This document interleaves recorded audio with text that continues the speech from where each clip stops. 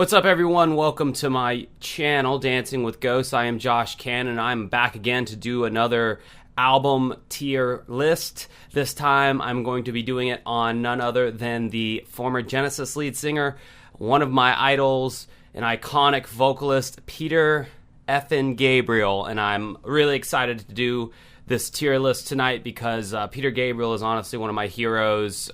Just one of the few examples in rock and roll of a frontman who could not be more humble and just no ego that I've heard of from any stories or anything like that. So we're going to be going through and ranking his studio albums and then some other little albums here and there that I think will be fun, from the S tier, which is satisfactory, top of the pile, all the way down to the D tier, which is not failing, but not good, not considered good, and then everything in between I'm sure you can figure out. So as most of you know, Peter Gabriel started off fronting the group Genesis in the 1970s, and he left by 1975 when they put out their last album with Gabriel, The Lamb Lies Down on Broadway.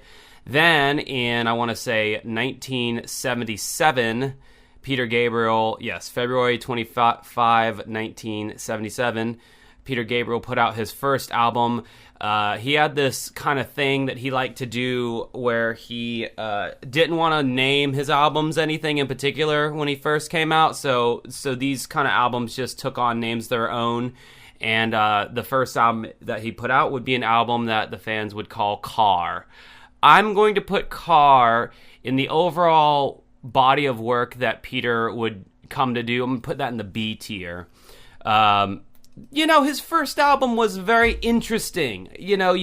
There was certainly a lot of expectations on Peter. To this fucking day, both Peter Gabriel and Phil Collins, in every single interview they do, they always get asked about one another. Have you talked to Pete lately?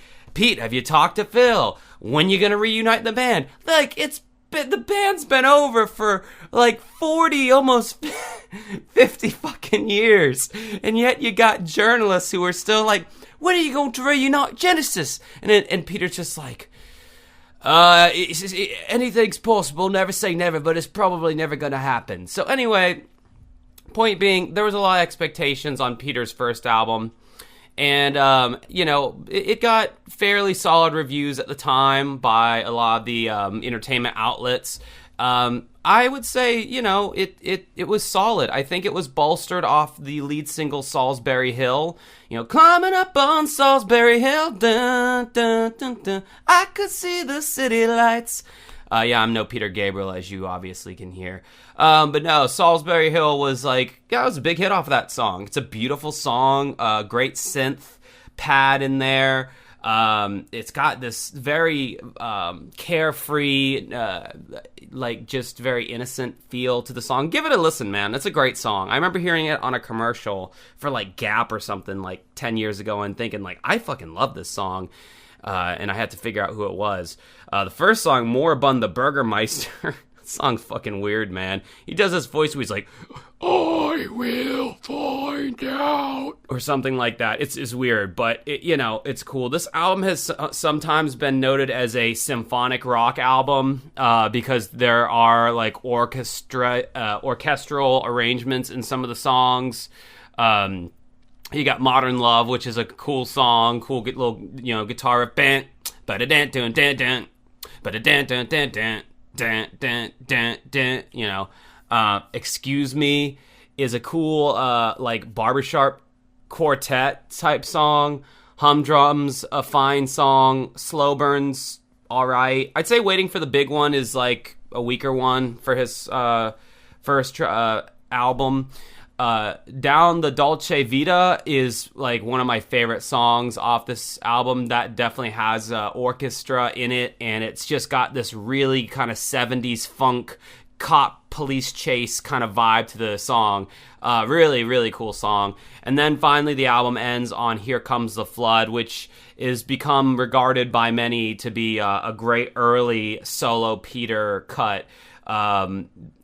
He does it live every time he plays a show, and it's always a fan favorite, but he strips it down to where it's just him and piano, because on the album there's actually like orchestrations and all that, and it kind of takes away from the heart a little bit, because when he does it stripped down live and it's just him and the piano, it's fucking beautiful. So the first album is a solid B, man. Like I can't really say anything bad about that one. I'm quite happy with listening to his first album.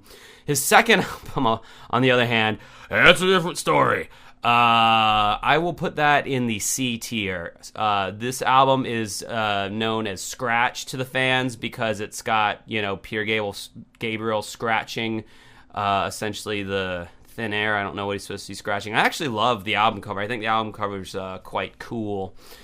Peter's second album had a little bit more trouble, mainly because there was a lot of creative headbutting between him and producer of the album, Robert Fripp, who, played in King Crimson and kind of this legendary guy. And he was helping to produce the album. I think they were trying to take Peter and make him more into like a David Bowie type figure at this point with his image. This album came out a little late, a little more than a year after his first album. So this album came out in '78. And yeah, it's just not as good. The songs just aren't as well written. Mother of Violence is a good song. On the Air is okay, but it sounds weird. It sounds like very pretentious and full of itself and very inauthentic to Peter Gabriel. And again, I don't think Peter was to blame for that. I think he was guided that way by outside forces. DIY, it's, I like the lyrical content of DIY. It's just kind of basically like figure it out for yourself. Don't just follow something because someone tells you to. A Wonderful Day in a One-Way World is an interesting song. I couldn't even really tell you what White Shadow, Indigo, Animal Magic sounds like. Those are all songs that, by the way, those aren't just one long song. Exposure's okay. That's interesting. He's got a song on here, Flotsam and Jetsam, which would later go on to be one of Peter's most recent releases of his B-side. So that's an interesting. I never noticed that. But yeah, this album's pretty forgettable. It's not really one that I think a lot of fans really love. DIY was released as the single from this album. I don't really know if it did a whole lot. I mean, if you mention this album or bring it up to anyone, no one's really gonna know like anything about it. They're gonna be like, what? I didn't even know that album existed. Yeah, there's a reason for that. All right, then up next we get to Peter's third album, which is Melt. That goes into the S tier.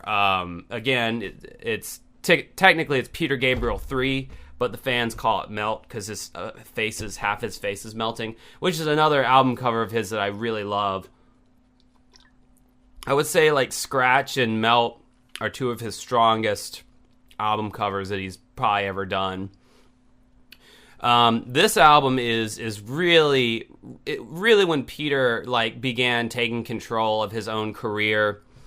This album came out in May of 1980, and gosh, yeah, I consider the fact that Genesis was doing Duke around that time. Like it's funny how the band, both artists, like kind of evolved together, And this might have been a little bit before Phil Collins put out Face Value, or it might have been around the same time. But anyway, speaking of Phil Collins, Peter had Phil Collins play drums on this whole album. He played the intro to the very memorable Intruder song, the Jung Jung Ga Jung Jung Ga Jung Jung Ga Jung Jung Ga. And this album from start to finish is just fantastic. Like I said, Peter really found himself on this album. He found the direction he was going in. He found his own unique style. This album got rave reviews from almost all musical outlets. There were a couple singles off this album. At the time, I believe that Games Without Frontiers was one of the singles, which I feel personally is like one of the weaker songs on the album personally. It's okay, but there's a lot better songs on this album, such as Intruder, the opening track, which is a very bizarre song, but it's just that that perfect creepiness that you can't quite quantify. There's no genre for this. I would like to see what Wikipedia categorizes this as. All art rock, prog pop, post-punk, post-progressive. I will give them prog pop and art rock. Yes, that's actually pretty fitting. I thought they'd give it some whack-ass classification, but that's definitely what I would classify that as. No self-control, great song, great lyrical content. I mean, it's what the album or what the song suggests. It's about an individual that has an inability to exercise any form of self-control, which is, relatable to anybody. You have I Don't Remember, which, I think that was also a single. It's okay. Little formulaic for me, gets kind of boring after a while. Family Snapshot's a great song, and Through the Wire, the song that comes directly after Family Snapshot. What a great transition from Family Snapshot to And Through the Wire. Really cool kind of rocking guitar riff on there.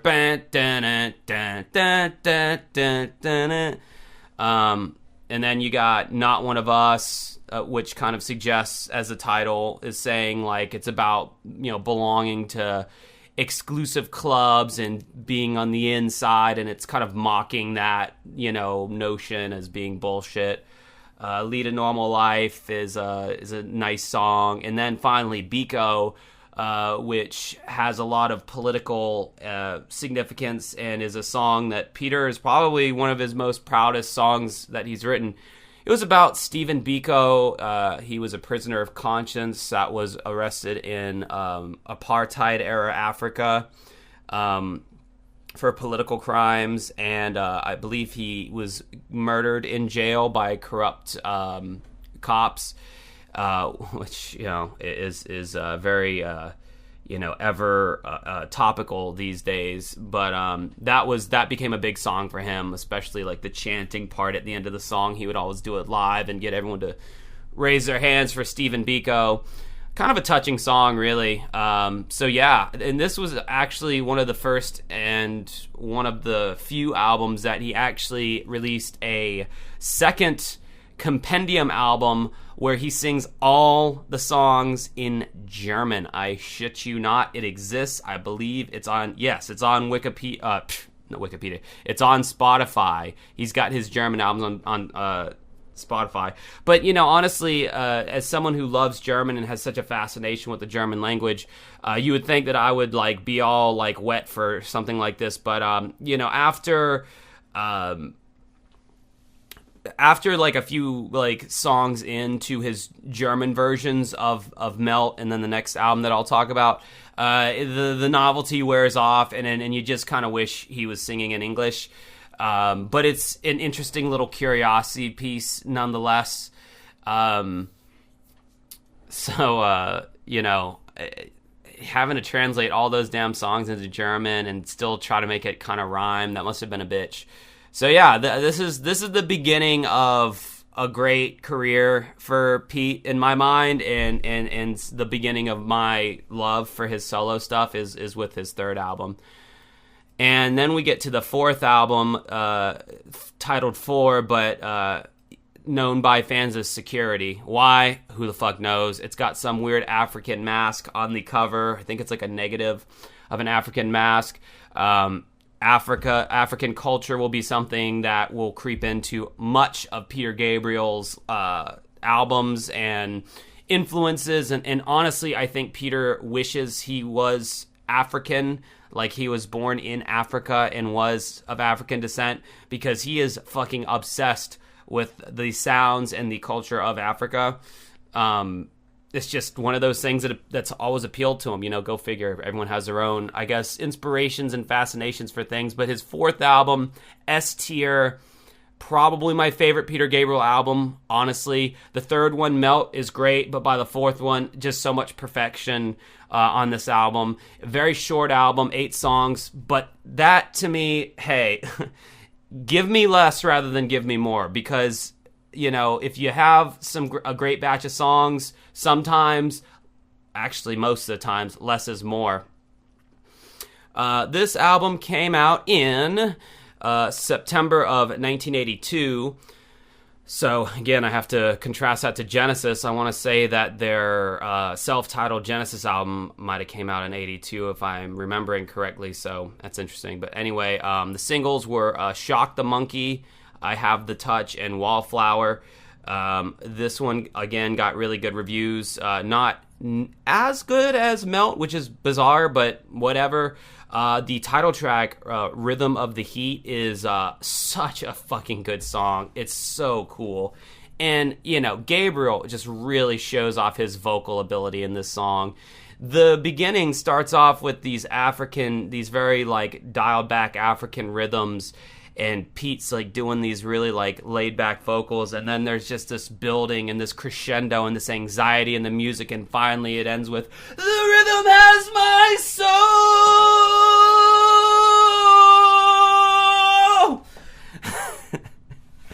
Sorry, I had to do it. Go out and listen to the song. He does it 1,000 times better than mine, but than me. But then the end of the song ends with like this, like this crazy African rhythm going on, and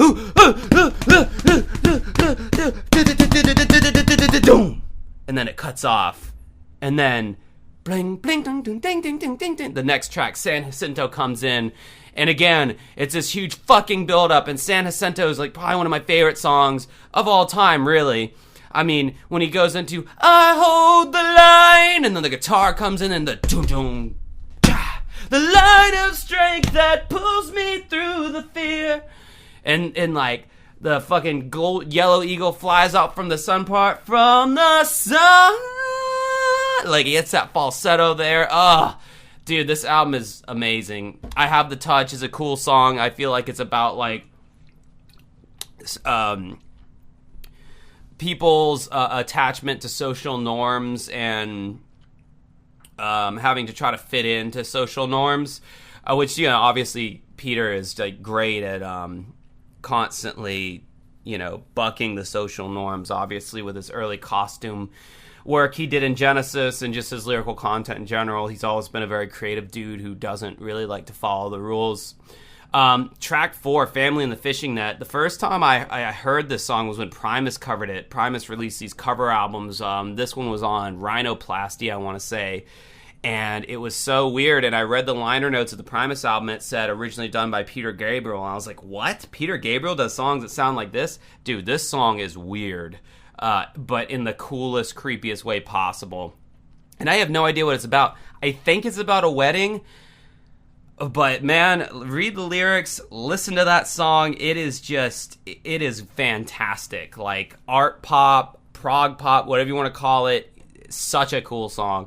Shock the Monkey is a cool song, although I feel it's a little overplayed by now on radio, on like classic radio.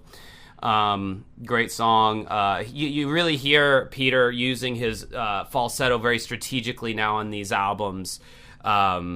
You know, Shock the Monkey is no different. Just you know, doing little falsetto stings in really interesting areas to really make the vocals that much more interesting to listen to. Lay Your Hands on Me, I think, is a really interesting song, really powerful song. Wallflower is a beautiful fucking song, piano driven, and I believe that has kind of a political message to it as well. And then they end on a real stinker, Kiss of Life. This song is so goofy and nutty and dumb sounding. This, like, the only song I don't like on the entire record. I don't know what he was thinking with that one. It's got, like, these very synthesized brass-sounding things. I should also mention that Peter Gabriel loved using this sampling synthesizer back on those early albums called the Fairlight CMI, and that's why his albums sound so bizarre and unique and different than a lot of other bands at that time, even bands that were dabbling into the electronic world, because this Fairlight CMI synthesizer would sample, say, like him, like they even have a documentary on this on YouTube. He would take a microphone out to a junkyard and take a baseball bat to a TV, record it, put it as Fairlight CMI, and anytime he'd hit a key, it would pitch that sample up higher and higher or lower and lower depending on what key hit. So he got some really bizarre and unique sounds on there. Phil Collins famously or infamously hated the Fairlight CMI, hated the sound of it, thought it sounded cheesy, and he went out of his way on his solo records to, I think he did something like all of these sounds were real and none of them were sampled or something like that. And I don't know if it was necessarily a direct dig at Peter Gabriel, but there was definitely like a disagreement on that instrument. Peter loved it in the early days and then ditched it eventually, but it definitely became the sound of his Melt and Security. So, up next, of course, we have the Grammy Award-winning, I don't know if it actually won a Grammy or not, but we have So, the big 80s pop glitzy breakthrough album, which I also will put in the S tier because, guys, when Peter Gabriel goes pop, that motherfucker still does not compromise. So, though, yes, this was a hot 80s pop record, there is nothing sellout about this album, and I've never heard that accusation being brought up for fans who really like Peter Gabriel. These are just great tracks. You're fucking stupid if you don't see that. Track 1, Red Rain. That's just a very moody, atmospheric pop song. Track 2, the song that literally started it all, Sledgehammer. I remember seeing the music video. I know I just did a video about gimmicks with OK Go, but Pete, this is one of the few times that he really used it, but goddamn was it impressive. The stop motion on the video for Sledgehammer blew my mind as a kid. I loved it. I loved that video so much. It was in constant rotation on MTV. I want to say it was the second video ever played on MTV. No, that's not right.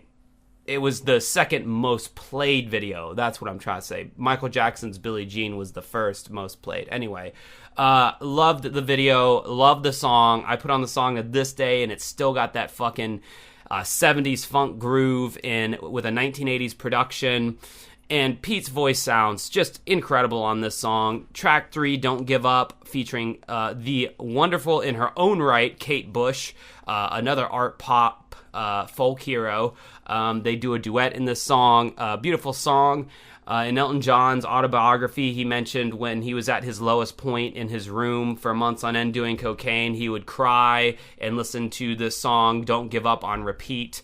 So, that's an interesting side note. It's basically an anti-suicide, and just don't quit in general, keep going. Words that can really be inspirational if you're in a dark place in your life and you need to hear that. That Voice Again, I think is a great song. It's very probably easily the most 80s sounding song on this entire album besides Big Time. But it's cool. It's got this really dark verse, but it's got this really light, airy, I wanna be with you, I wanna be clear, but each time I try, it's a voice I hear that voice again. But the verses are so dark and looming, So anyway, we get to track 5, In Your Eyes. Come on now. Like, that is just, that is the, okay. So in the remastered edition, they put In Your Eyes at the end, and that's how I'm used to hearing this album. I didn't know that In Your Eyes started as track 1 on the side 2 of the record, but okay, whatever. In Your Eyes, come on. John Cusack holding up the boombox, In Your Eyes playing, iconic song, great song, beautiful song. No one will argue that. I don't think anyone would even say it's sappy. It's just a great, well-made song. Track 6, Mercy Street, fucking beautiful atmosphere, dark, beautiful harmonies in the chorus. Just the line about kissing Mary's lips gives me goosebumps every fucking time, dude. Such a great song. Big Time, very upbeat, amazing bass groove, fucking drum machine ass drums if I've ever heard them. Great though. It's basically Peter satirizing the big egos of the 1980s. and just kind of taking the piss out of himself as well. I mean, that's just the self-deprecating guy he is, you know, and you got to love him for that. We Do What We're Told, Milgram's 37. That's a creepy song, dude. That's a creepy song. That's got Peter scratching that itch for his dark atmospheric stuff that we'd see later on in his soundtrack work. It's about, you know, the Milgram experiment with the scientists who had the people hit a button that shocked another person, and the scientist or the researcher would tell the individual to keep pressing the button and shocking the other person, even though the participants saw that the other person was in extreme pain for what they were doing. They would continue to press the button when the scientist told them to. So it was kind of the experiment of people, they do what they're told. And then the last song, according to this wacky ass track listing, is This Is the Picture, Excellent Birds. Not the best song in the world. In fact, it looks like it was left off the original album, if I'm not mistaken. And in the 2002 remastered edition, it was returned. Which is totally that's the track listing that I grew up on. But yeah, it's saying bonus on track and cassette release. So okay, on the original that wasn't even on there. I can see why. It's a weird song and it's not that good, to be honest with you. So yeah, we got that going on. And unfortunately they left out on this tier list before So came out. Really one of my favorite Gabriel albums as well is the soundtrack he did to the movie Birdie, which a lot of people haven't heard of, but that's got some great instrumentals. It's all instrumental. There's not really much vocals to speak of, but that's a great soundtrack. So I wish they had it on here. I would have put it in the A tier. After this, after So, we get Passion, the soundtrack to the Scorsese movie Last Temptation of Christ. I'm gonna put this in the B tier. There's a lot of the production and the songwriting was good, but this is a world music album straight up. I mean, this is not. This was not made for a pop. This was not a pop album. This was not made for the masses. This was scored for a soundtrack. And, that was the purpose. So you can't really judge it in the same way that you would one of his normal, pop albums, or I hate calling it pop, art pop, there you go.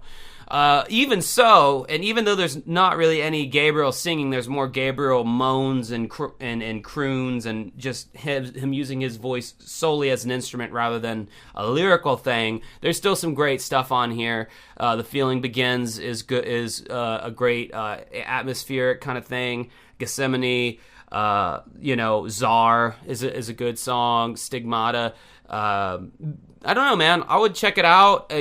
Don't check it out when you're hungover or you're tired or you want just something to chill to. It's not gonna get you hyped. It's not. It is what it is. It was created for a soundtrack and it's good for what it is. He must have been really proud of it because he definitely includes it in his canon of albums. And when he did his big remaster and reissue in 2002, this was right in there with all the other ones, but Birdie was not. So he obviously cares a lot about that album. Up next, the dummy who compiled this tier list for some reason didn't put the album cover for Us in there, so we're just going to use this greatest hits cover as a substitution for Us. That goes in the S tier. Pete doesn't put out a lot of material considering that he's been solo since 1975, and I mean he's really only put out 6 or 7 albums, but the albums that he does put out are generally really high quality. That's why a lot of them are going into the S tier. The title track, Come Talk to Me, with Sinead O'Connor, fan-fucking-tastic song. Beautiful harmony with Sinead O'Connor. I feel like their harmonies go together so well. This album, I want to say, had a lot to do with his breakup. And if you listen to this album as it being a breakup album, and possibly he finds love at some point in this album too, because there's a song like Only Us, that seem a little bit more, and even Blood of Eden to a certain degree. But yeah, you can tell there's some sadness in this album lyrically, but musically you don't really get that feel. because a lot of it's really kind of upbeat. Love to Be Loved is a funky, cool little song. Blood of Eden, great, fun song vocally. A lot of that fun Gabriel falsetto. There's a lot of really interesting falsetto work on this album from Gabriel. Sinead O'Connor, her harmonies in the chorus of this song was beautiful. Loved it. Then track 4, Steam. Now, this song I love. Very funky song. Music video, corny as all hell. I did a whole video making fun of the music video of this song, which is a whole nother story. But man, his falsetto in this song in the chorus is crazy. Give me steam, and how you feel can make it real. Real as any place you've been. Get alive with the dreamers. I know I'm an awful fucking Peter Gabriel impersonator. I swear I sing better when I sing my own shit, but yeah, his vocals were crazy on that song. A lot of people criticized that song as being Sledgehammer Part 2, and though, yes, it is funky and it is upbeat, it sounds nothing like Sledgehammer. That comparison really annoys me whenever people say, oh, it's the little brother of Sledgehammer, like he was just trying to replicate a formula. Like, dude, fuck off, man. That song sounds nothing like Sledgehammer, and it's just, I mean, that's like saying Earth, Wind, and Fire, like Let's Groove, is their attempt to copy September. I mean, all their songs have a certain sound and feel. Peter Gabriel does it one time. He copies a similar format one time, and now all of a sudden, oh, he's trying to make Sledgehammer Part 2. So that annoys me that people said that about that song.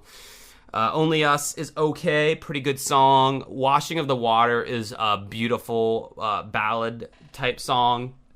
Gospel, almost, I would say. Very gospel feel. Digging in the Dirt is one of my least favorite tracks off this album. I just feel like it's got a pretty lackluster chorus. This time, you gone too far. This time, you gone too far. I told you, I told you, I told you, I told you. It doesn't really do anything for me. 14 Black Paintings, very, almost feels like a holdout from the Last Temptation of Christ album that Gabriel did before this album.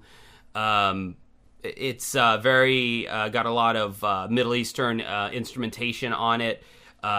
It's got very little bit in the way of vocal performance, but I love it. I love the moodiness of it.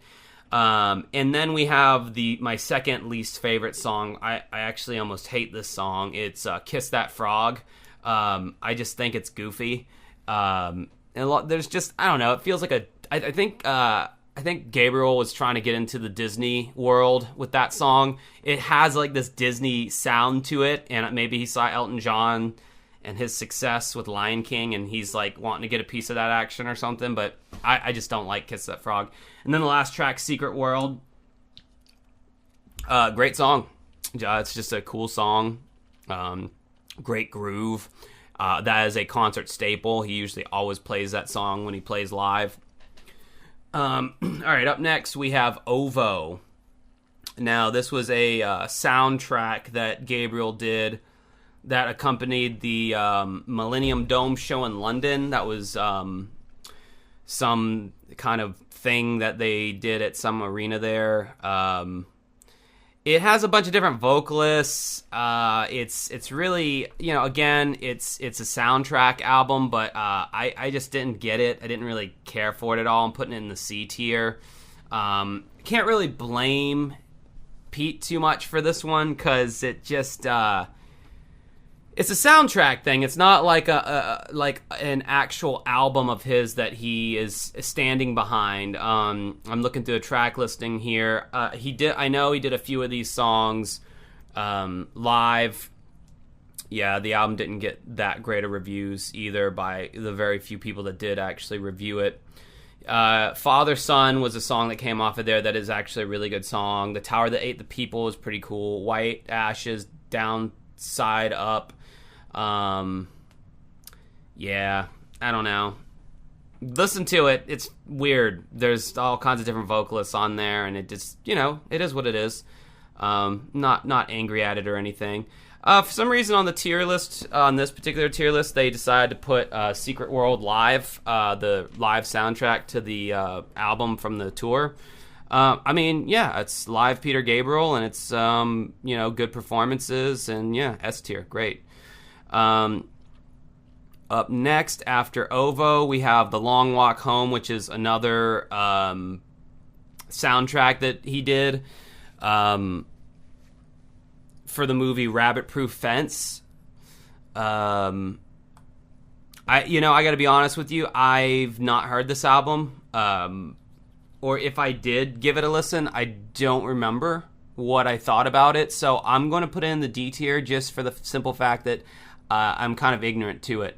Although I know that it being that it was a soundtrack, I'm not really that interested in, because I know it's not going to be like a straight up Peter Gabriel album. It's going to be more of it's the purpose of it is to service the movie. Good Lord, I couldn't spit that fucking phrase out of my brain. So as you see, he likes doing soundtracks. So finally, in fucking 2002, we get the first studio album of original material from Pete since his 1994 album Us, which is entitled Up. Where the hell is the cool? They don't have the album cover for Up. Well, let's just say this is the album cover for Up. It looks nothing like it. I don't know how drunk this person was when they made this tier list, but how could you leave? Yeah, you got all these damn soundtracks in here, but you don't got Up, which is an actual studio album. We'll say that that's Up. I'm going to put it in the B tier. I don't know who died in Peter Gabriel's family when this album came out, but it is like depressing and weird. It's got a weird feeling to it. It feels like an album of pop songs that would be popular in like Europe. It's got the whole album has like a European feel, and I don't know what that means exactly. There are some good songs on it, but it's a lot of it's very down tempo. Not saying that the songs are sleepy or lack energy, but it just feels like the BPMs in general are slower. There's a lot of sadness on the album, like I said, but then it's got its moments of greatness, like Sky Blue is an amazing song. When the Blind Boys of Alabama come in on the end with the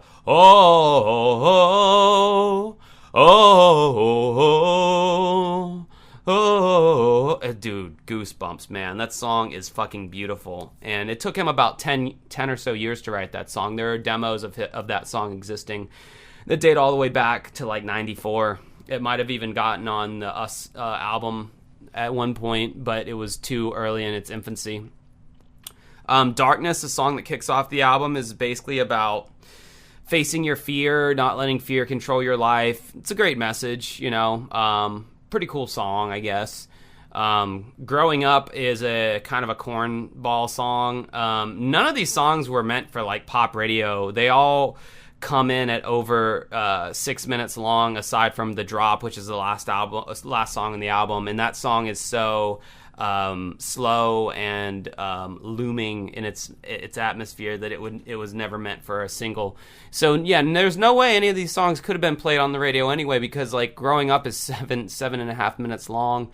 Some of these songs are longer than they probably needed to be, and then you got songs like I Grieve, which is a song I listened to the day my dad died. Which it's a good song. Again, it's a bummer. It's heavy. You got the Barry Williams Show, which is basically making fun of or trying to take the piss out of reality shows like the Jerry Springer Show, Barry Williams Show. My Head Sounds Like That's a pretty cool song. Signal to Noise is probably my favorite song off this album. There's really not a bad song on this album. It's just a downer. I think if they had rearranged the track listing maybe or something, or had that one more song on there that was like super uplifting and super, bright, it might have helped. But this is just it's like a dark kind of album to me. But still good though. Just not you know, doesn't compare to me to like his older ones. So then after Up, we get so much random stuff from him. He had so many random ideas, so I'm going to do my best on this. So then we have Scratch My Back, which I'm going to put in the C tier. It was Pete. He had this idea where he wanted to do an album of covers, where he covered songs that inspired him in some way or another. Oh, these are our new Dancing with Ghosts t-shirts, by the way. You can order them in the description. He wanted to cover these songs by these people he admired, and it ranged all the way from David Bowie to Tom York and Radiohead to Bon Iver, Talking Heads, Arcade Fire, Regina Spektor, fucking Neil Young. But what he did was he took out all the instruments except piano and like strings. He didn't want any drums in there, which is weird because Pete's like a big drum guy. And he covered the songs, and some of them were okay, and then others are just kind of, you know, bloated, and then others are just a bummer, because, you know, he covers Street Spirit by Radiohead, and I fucking love Street Spirit. It's one of the best songs ever. That great guitar riff, that you know, chorus. And Pete, like, it doesn't sound anything like Street Spirit. The melody isn't the same, the music isn't the same, it's just the lyrics are the only thing that's the same, and it's like this on a lot of the songs. He doesn't even attempt to, like, play any musical passages that sound like the original song. And then he had this slightly egotistical idea to have the people whose songs he covered to then pick one of his songs and cover one of his songs, submit it to him, and he was going to release an album called And I'll Scratch Yours. So the first album is Scratch My Back, and now this one is And I'll Scratch Yours.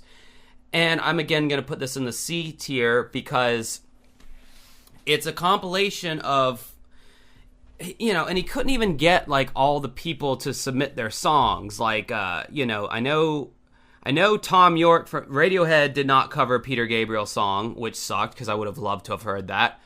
I don't remember if Arcade Fire did. I think they did. I don't think David Bowie did. Paul Simon covered Biko. Elbow covered Mercy Street. Talking Head or David Byrne from Talking Heads did. I don't remember. He actually did a really great job on that. Bon Iver's Justin Vernon did Come Talk to Me, which was a good version. I believe Randy Newman covered it. Anyway, it was a weird idea, and like not everyone whose songs that he covered one of his songs back. So it was a weird thing, weird concept. And, you know, and then he just like further expounded on that with an album called New Blood. And this basically it took the idea of Scratch My Back, where he covered all these people's songs and took out drums, and all it was piano and strings and shit. And then he covered his own songs. So you have like Rhythm the Heat and Intruder and Red Rain and In Your Eyes played with an orchestra and a piano and no drums. Weird. And by this point, Pete's voice, you know, I'll say it had started to degrade a bit, and you know, he didn't sound as good singing those old songs as he originally did, and it was kind of a bummer because his voice is just one of the most unique voices in the world, if you ask me, and one of my most favorite vocals that's ever existed. So to hear him sing his old songs and kind of do him a disservice was a little bit of a bummer. He then released Flotsam and Jetsam. I'll put that in the A tier. It's basically just a compilation album of all of his B-sides, which, much like Radiohead, Peter Gabriel has a shit ton of B-sides, and a lot of them are really good. He did a cover of Leonard Cohen's song, Suzanne, which is probably like one of my favorite B-sides that not a lot of people have heard. Curtains, Walk Through the Fire is a great song. you have Steam, the quiet version, which is an interesting take on the song Steam, In the Sun. Yeah, there's just a lot of really good stuff on here, so I'm glad that he did that. You also have I'm Amazing and The Veil, which are the two newest songs Peter has released, which, they're not that great. And then finally, we have the last thing he put out, which is PG, which is, it's just a compilation album of the songs that he's done on his movie stuff, and they're good songs. So yeah, there you have it. That's where we sit, and I think that looks pretty good to me. So yeah, that's my fucking 45-minute long video. Oh, Jesus, I thought this was going to be faster, and here it is, taking longer than all the other ones. Tell me what you think. Do you like Peter Gabriel? I'm sure if you're subscribed to this channel, you do a little bit. Watch my other videos, like, share, subscribe, all that bullshit, and until next time, I will talk to you later. Have a good rest of your night.